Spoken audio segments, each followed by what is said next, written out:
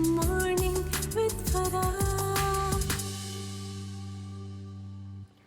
Welcome back ATV morning with Farah. Jumatul मुबारक, बहुत मुबारक हो। और फिर हम आज बात कर रहे हैं, हमने पूरे प्रोग्राम में तज़किरा किया है कि याद दहानी रहे कि इतवार की रात को शब बरात है और 15 शाबानुल मुअज़्ज़म जो है वो मंडे को आ रही है। एक तो रोज़ा भी रखना है और दूसरा इबादत भी करनी है। और अल्लाह ताला से जब अपने लिए मग़फ़िरत तलब करें तो मेरी और मेरी पूरी टीम के लिए भी कीजिएगा। एक दूसरे को दुआओं में याद रखने से हमें नहीं मालूम किसकी दुआ जो है अल्लाह ताला की बारगाह में कबूल हो जाए। इससे पहले कि हम गुफ्तगू करें, राबिया आपकी इजाज़त हो तो मैं अपने तमाम मेहमानों की इजाज़त से कुछ दरूद के अशार जो हैं वो यहाँ पे चाहूँगी कि हम सुने राबिया से। बहुत शुक्रिया फरा। तस्वीर कामिल सब्रो रज़ा की, तस्वीर कामिल सब्रो रज़ा की, रुए मुबारक रहमत खुदा की, रब की गवाही सिर्रे इलाही, ज़ुए लफ़ानी अर्ज़ो समा की, सल्ले अला नबीना, सल्ले अला मुहम्मदिन, सल्ले अला नबीना, सल्ले अला मुहम्मदिन। जुम्बिशे का कुल बादे बहारी, लोहे पेशानी नूर की धारी, जुम्बिशे का कुल बादे बहारी, लोहे पेशानी नूर की धारी, चश्माए जारी खासाए बारी, बर्क सरफ रफ इनकी सवारी, गुफ्ते मुकद्दस गुफ्ते मुकद्दस मिसले गुलफशा, आरिज़े रोशन माहे दरख्शां, सल्ले अला नबीना, सल्ले अला मुहम्मदिन, सल्ले अला नबीना, सल्ले अला मुहम्मदिन। कुरान रहले बैते मोहम्मद, बादज़ रिसालत नूरे हिदायत, कुरान अहले बैते मोहम्मद, बादज़ रिसालत नूरे हिदायत, दी की रगों में इनका लहू है, इनकी सदा बस हक शान हू है, सल्ले अला नबीना, सल्ले अला मुहम्मदिन, सल्ले अला नबीना, सल्ले अला मुहम्मदिन। आमीन। अल्लाह ताला मोहम्मद मुस्तफ़ा सल्लल्लाहु अलैहि वसल्लम को मकाम महमूद पे मबूस फरमाए और हमें क़यामत के दिन उनकी शफ़ाअत नसीब फरमाए। आमीन। अच्छा, अब राबिया और राबिया दोनों राबिया हैं। राबिया मैं ये जानना चाह रही हूँ, इबादत में खुशी व खुज़ू यकसुई ये भी एक बड़ा मसला अलमिया होता है। हम में से अक्सर जो हैं, हम अक्सर ये होता है, इतने ख़यालात चल रहे होते हैं और नमाज के वक्त ही सारे ख़यालात की अलगार होती है कि ये भी भूल जाता है कि आपने कितनवा ये आपका रुकू है, आपने रुकू करना है कि सजदा करना है, 4 पूरे हो गए या अभी रहते हैं, اس درجے بعض اوقات کنفیوژن ہوتی ہے، خیالات ہوتے ہیں. سو ایک تو بتائیے یکسوئی اور خشوع و خضوع کیسے ممکن ہو، اس کے لیے کیا کرنا ضروری ہے؟ اور دوسرا یہ کوئی خاص اعمال ہیں؟ بہت سارے لوگ کہتے ہیں سورہ فاتحہ اور اتنی مرتبہ سورہ اخلاص کے ساتھ اتنے نفل جو ہیں وہ پڑھے جائیں تو وہ زیادہ کوئی برکت ہوتی ہے اور زیادہ قبولیت ہوتی ہے. بالکل. آقا کریم صلی اللہ علیہ وآلہ وسلم کی ایک حدیث ہے کہ تم جب عبادت کرو تو یہ سوچو کہ اللہ تعالیٰ تمہیں دیکھ رہا ہے، اور اگر یہ خیال تم قائم نہ کر سکو تو پھر یہ دیکھو کہ وہ تو تمہیں دیکھ رہا ہے. یعنی اگر تم اسے نہیں دیکھ رہے تو وہ ذات باری تعالیٰ جو ہے وہ تمہیں دیکھ رہی ہے. تو سب سے پہلے تو اللہ تعالیٰ کی ذات کو زندگی کے ہر معاملے میں اور خاص طور پر نماز میں جو ہے وہ مقدم رکھنا، کہ جس کے لیے آپ عبادت کر رہے ہیں، جس اللہ کے حضور آپ جھک رہے ہیں، سجدے میں جا رہے ہیں، اس کے ہاں قیام کی حالت میں کھڑے ہوئے ہیں، اس کے اوپر اپنا پورا فوکس رکھنا، پوری توجہ رکھنا. اور جب آپ نماز کا آغاز کریں تو شیطان مردود سے جو ہے وہ پناہ کی صورت میں کریں، اللہ تعالیٰ سے مدد جو ہے وہ طلب کریں، اور پھر اس کے بعد اپنی نماز کا آغاز کریں، اور پھر کوشش کریں، کیونکہ کوشش سے آہستہ آہستہ جو ہے انسان ان تمام چیزوں کے اوپر قابو پا لیتا ہے. اس کے ساتھ جو ہے اگر زندگی کا ہر معاملہ جو ہے اس میں ہم اللہ تعالیٰ کی ذات کو مقدم رکھیں تو نماز کے اندر جو خشیت ہے وہ یہ پیدا کرنے میں بہت زیادہ مدد کرتا ہے. آقا کریم صلی اللہ علیہ وآلہ وسلم اور باقی اصحاب کرام کو اگر ہم دیکھیں تو ان کی حالت یہ ہوتی تھی کہ جب اذان کی آواز آتی اور بلاوا دیا جاتا اذان کے لیے تو ان کے رنگ متغیر ہو جاتے، اور اللہ سے جو ملاقات کا جو شوق تھا وہ اس قدر غالب آ جاتا کہ وہ کسی کو پہچان نہ سکتے، اور ان کی اس وقت یہ حالت ہوتی کہ جو دیکھنے والے لوگ تھے وہ اس حالت کے باعث انہیں پہچان نہ سکتے تھے. اب حضرت علی کا اسی لیے ہمیں ایک واقعہ بھی ملتا ہے کہ جب ان کی شہادت جو ہے وہ جس وقت ہوئی اور وہ خنجر جو تھا وہ ان کو لگا، تو اس وقت حضرت علی نے فرمایا کہ جب میں نماز کی حالت میں ہوں تو اس وقت تم یہ خنجر جو ہے وہ میرے بدن سے نکال لینا، کیونکہ جب وہ نماز پڑھتے تھے تو اس قدر یاد الہی میں مگن ہو جاتے تھے کہ پھر انہیں جو اپنے آس پاس جو لوگ ہوتے تھے اس کا ہوش نہیں رہا کرتا تھا، اور اللہ سے جو ملاقات تھی اور اس کی دید کا جو شوق تھا وہ اس قدر ان کے اوپر غالب آ جاتا. اب اگر ہم دیکھیں تو یہ جو رات مبارکہ آ رہی ہے اس میں ہمیں بہت ساری جو عبادات ہیں ان کا معمول ملتا ہے، لیکن کسی مستند جو حدیث ہے وہاں سے ثابت نہیں ہے. اولیاء صالحین کے جو ہے معمولات ہیں وہ ملتے ہیں. تو سب سے پہلے جو ہے وہ قرآن کریم کی تلاوت، کیونکہ قرآن اللہ کا کلام ہے، اور یہ وہ رات ہے کہ جس میں اللہ تعالیٰ جو ہے وہ آسمان دنیا پر ہوتا ہے اور اس کی رحمت پکار کے کہہ رہی ہوتی ہے کہ ہے کوئی رزق مانگنے والا،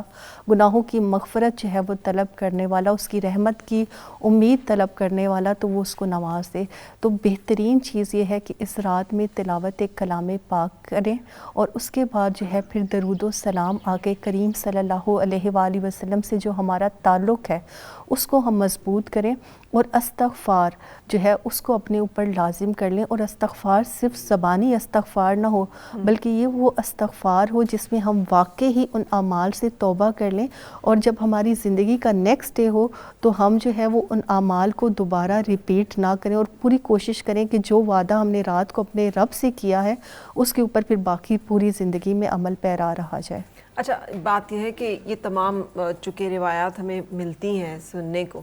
تو اپنے گناہوں کا اور بھی زیادہ احساس ہوتا ہے. پھر اگر کسی انسان کو یہ کی کیفیت ہوتی ہے نا نماز میں تو اسے لگتا ہے کہ یار میں تو بہت پھر غلط ہوں. لیکن ایک وہ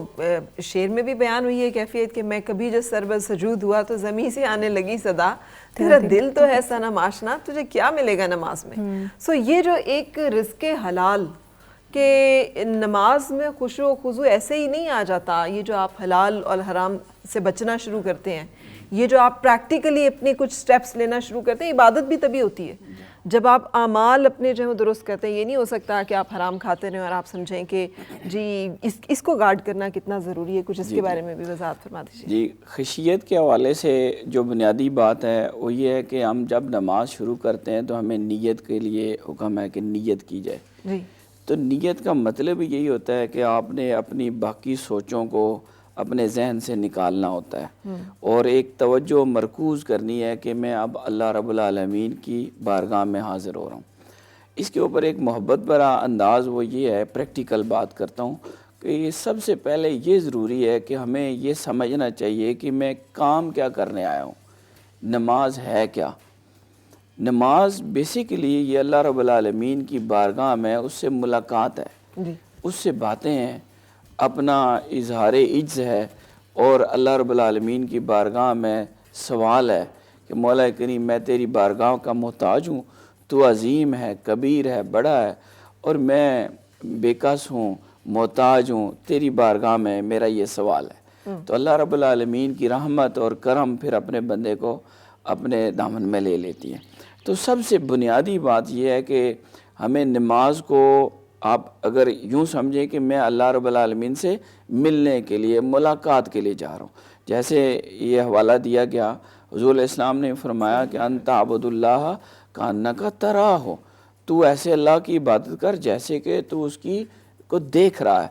اب دیکھنا جو ہے، رویت دیکھنا اٹ سیلف ہی یہ محبت کی علامت ہے۔ تو ہمیں اللہ رب العالمین کی ذات کے ساتھ اپنا تعلق محبت قائم کرنا ہے، اور خود بھی اللہ کہتا ہے اللہ نور السماوات والارض، اللہ آسمانوں اور زمینوں کا نور ہے۔ کھولی ہے ذوق دید نے آنکھیں تیری اگر، ہر راہ گزر میں نقش کفے پائی یار دیکھ۔ تو جب آپ اللہ رب العالمین کی ذات کو اپنے قلب و روح میں سمانے کے لیے کوشش کرتے ہیں، صوفیاء نے بھی اس کو دو ورژن دیے ہیں، ایک وحدت الوجود کا ہے، ایک وحدت الشہود کا ہے۔ تو وہ دونوں بھی ایک محبت کے جذبے ہیں کہ ہر چیز اللہ رب العالمین کا نور و جلوہ ہے، اور دوسرا یہ کہ ہر چیز میں اللہ رب العالمین کا نور اور جلوہ ظاہر ہے۔ تو یہ ساری باتیں جب آپ اکٹھی کر کے اپنے آپ کو تیار کر کے اور اللہ رب العالمین کا ایک بندہ عاجز محتاج سمجھ کر اس کے سامنے جاتے ہیں، کہ یہ کرم کی بات ہے کہ مالک کل کائنات ہو کر ہمیں خود بلاتا ہے، میرے پاس آؤ، میرے ساتھ باتیں کرو، میرے ساتھ اپنا حال دل بیان کرو، اپنی محتاجی کا ذکر کرو، مجھ سے مانگو تو میں تمہیں عطا کروں گا۔ تو یہ ساری باتیں ملا کے علامہ اقبال کہتے ہیں شوق تیرا اگر نہ ہو میری نماز کا امام، میرا قیام بھی حجاب، میرا سجود بھی حجاب۔ تو یہ شوق اور محبت لے کر جب اللہ کی بارگاہ میں آپ جاتے ہیں تو آپ کی توجہ قائم ہو جاتی ہے۔ ٹھیک ہے۔ اچھا پروفیسر طارق صاحب، حلال کی میں حلال اور حرام کی تمیز کی بات کر رہی تھی، جو ہمارے آج کے معاشرے میں یہ ہم فرق مٹاتے جا رہے ہیں، بھلے رشتوں میں ہو، بھلے یہ کھانے پینے کے معاملات میں، ہم سمجھتے ہیں صرف کھانے پینے کے معاملے میں حلال حرام ہے،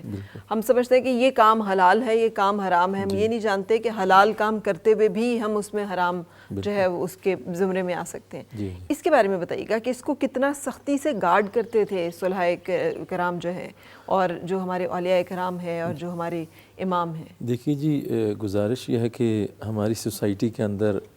ہم جتنی کثرت سے صدقات، خیرات اور نیکی کے کام کرتے ہیں، بسا اوقات ہمیں اس چیز کا اندازہ نہیں ہوتا کہ وہ جو آنے والی آمدنی ہے وہ اتنے ان لافل سورسز سے، حرام ذرائع سے، اور اس حرام سے ہم مسجد بھی تعمیر کرتے ہیں، حج بھی کرتے ہیں، عمرہ بھی کرتے ہیں، غریبوں کی مدد بھی کرتے ہیں، لیکن اس کو گناہ کیوں ڈکلیئر کیا گیا؟ کیونکہ آپ نے کسی کا حق مار کے آ کر کسی کو دیا تھا۔ کسی کی خدمت کرنا، اس کی مدد کرنا، اگر آپ کے پاس کیپیسٹی ہے تو کریں، یہ فرض نہیں ہے کہ ہر حال میں آپ حرام کما کے۔ حرام کے اتنی نحوست ہے انسان کی زندگی میں، یہاں تک کہ رسول پاک صلی اللہ علیہ وسلم نے فرمایا کہ ایک بندہ، دیکھیں نا، ہم سب کہتے ہیں نا جیسے ہی کعبۃ اللہ پہ پہلی نظر پڑتی ہے تو ہمارا یہ عقیدہ اور ایمان ہے کہ اس بندے کی جو بھی دعا کرتا ہے قبول ہوتی ہے، مگر ایسا نہیں ہے۔ حضور نے فرمایا کہ ایک بندہ بڑی دور سے چل کے آیا، بیت اللہ اس کے سامنے ہے، اشعث اغبرا، بڑی طویل سفر کے اس کے اوپر جو ہے وہ اثرات ہیں، یمد یدیہ الی السماء، اللہ کے حضور میں وہ کعبہ کو دیکھتے ہی اپنے ہاتھ اس کے حضور میں دعا کے لیے اٹھا دیتا ہے۔ لیکن آگے حضور نے کیا فرمایا؟ وَمَلْبَسُ حَرَامٌ وَمَشْرَبُ حَرَامٌ وَغُذِيَ بِالْحَرَامِ فَأَنَّىٰ يُسْتَجَابُ لَهُ۔ یہ جو دعا کر رہا ہے گڑ گڑا کے، رو کے، ایک دیوانگی کی کیفیت کے ساتھ، مگر اس کی کیفیت یہ ہے، اس کی غذا، اس کا پینا، اس کا کھانا، اس نے جو لباس پہنا ہوا ہے، یہ حرام کی ساری اس کا ظاہر اور باطن ہے، اس حالت میں اس کی دعا کیسے قبول ہوگی؟ اب سیدنا حضور علیہ الصلوۃ والسلام کے ایک صحابی نے حضور سے پوچھا، حضور مجھے کوئی نسخہ بتا دیں، میں جیسے ہی اللہ سے دعا کروں میری دعا قبول ہو جائے۔ تو آپ نے فرمایا اطعم مطعمک تکن مستجاب الدعوات، اپنا لقمہ پاک کر لو، اللہ کے حضور میں تم مستجاب الدعوات ہو جاؤ گے۔ تو وہ لقمے کی حلال لقمے کو اپنی زندگی کا حصہ بنانا یہ اتنی اعلیٰ چیز ہے کہ یہاں تک کہ آخری بات حضور نے فرمایا کہ 4 لوگ ایسے ہیں جن کے اندر یہ 2 کام دیکھو ان کے جنتی ہونے کی شہادت دے دو۔ ان 4 میں سے ایک کا تعلق اس سے حضور نے فرمایا کہ ایک شخص ہے جس کی فیملی بڑی ہے، وسائل کم ہیں، وہ صبح ایک نوکری کرتا ہے، سیکنڈ ٹائم کرتا ہے، تھرڈ ٹائم کرتا ہے، دنیا کی نظر سے دیکھنے والا اس کو یہ سمجھتا ہے کہ یہ تو دنیا کے اندر غرق ہے، مگر اس کے پیچھے اس کی نیت یہ ہوتی ہے کہ میں اپنی کثرت اولاد کو لقمہ حرام سے بچاؤں اور حلال لقمہ اس کے لیے میں کروں۔ حضور نے فرمایا یہ جو محنت کرنے والا شخص ہے یہ بھی جنتی ہوگا۔ تو ہمیں جنت کے جو پیرامیٹرز ہیں، جنت کا حصول کیسے ہے اور جنت سے دوری کیسے ہے، اس کو ہمیں جو ہے وہ لقمہ حلال کے ساتھ جوڑ کر جو ہے وہ دیکھنا۔ اگر آپ باقی 3 کے درجات بھی بتا دیں کہ باقی 3 میدان کون سے ہیں تو وہ بھی بڑا اچھا ہوگا۔ باقی حضور نے فرمایا کہ ایک ایسی زوجہ اگر اس کا خاوند جو ہے وہ دنیا سے اس سے خوش گیا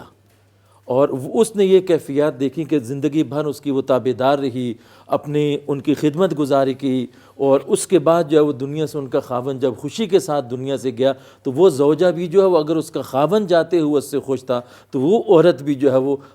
جیتی جاگتی جو ہے وہ جنت کے اندر جو ہے وہ جانے۔ جو اعمال ہیں ظاہری طور پر جن کو ہم دیکھتے ہیں کہ عام طور پہ ہم ان چیزوں کو ویلیو نہیں دیتے، جو ویلیو نہیں دیتے، لیکن یہ بنیاد اور فاؤنڈیشن کا کام کرتی ہیں۔ یعنی یہ جیسے ہم ایک بلڈنگ کی تعمیر کرتے ہیں تو اس کی مضبوط فاؤنڈیشن کنکریٹ کے ساتھ رکھتے ہیں، اس کے اوپر پھر آسان ہوتا ہے۔ تو اعمال کی بلڈنگ کی جو تعبیر ہوگی یہ ان مبادیات کے بغیر اگر ہم کریں گے تو ایسا ہی ہوگا کہ وہ کسی بھی لمحے دھڑام سے بہت بہت شکریہ، بہت شکریہ پروفیسر طارق صاحب، پروفیسر راشد صاحب، رابعہ آپ کا بھی اور رابعہ خان آپ کا بھی، آپ سب نے ہماری آج کی محفل سجائی۔ اللہ تعالیٰ ہم سب کو اس کی ہر ایک بات پر عمل کرنے کی توفیق عطا فرمائے، جو ہم نے ذکر کیا ہے، جو کمیاں کوتاہیاں ہیں وہ دور فرمائے اور ہماری دعائیں جو ہے قبول فرمائے۔ آپ سے اجازت لیں گے اور انشاءاللہ ملاقات ہوگی آپ سے اب منڈے کو۔ اس وقت تک کے لیے اللہ حافظ۔